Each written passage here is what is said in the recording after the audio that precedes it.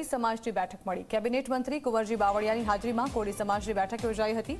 કોળી સમાજના લોકો મોટી સંખ્યામાં આ બેઠકમાં જોડાયા। ભાવનગર લોકસભા બેઠક પર જીતનો બાવળિયાએ વિશ્વાસ વ્યક્ત કર્યો છે।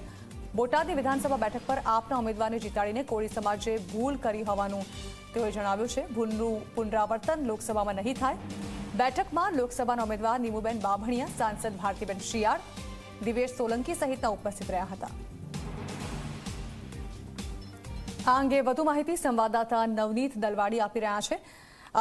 જી નવનીત, એક તરફ જ્યાં જોરો શોરોથી પ્રચાર ચાલી રહ્યો છે ત્યાં ભાવનગર ખાતે આજે કુંવરજી બાવળિયાએ હુંકાર કર્યો અને તેઓએ ચૂંટણી પ્રચાર દરમિયાન ઘણો બધો જીતનો વિશ્વાસ પણ વ્યક્ત કર્યો છે। જાણવા માંગીશું શું કહેવામાં આવ્યું કુંવરજી બાવળિયા દરમિયાન?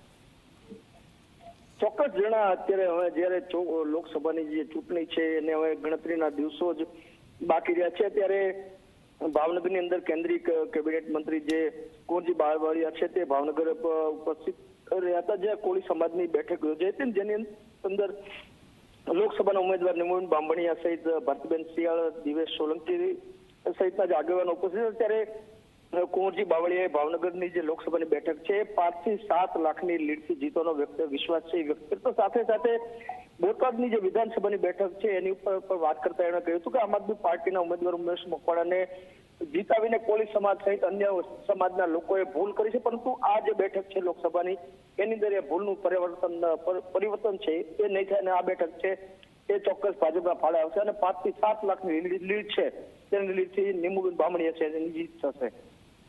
જી બિલકુલ નવનીત, આભાર।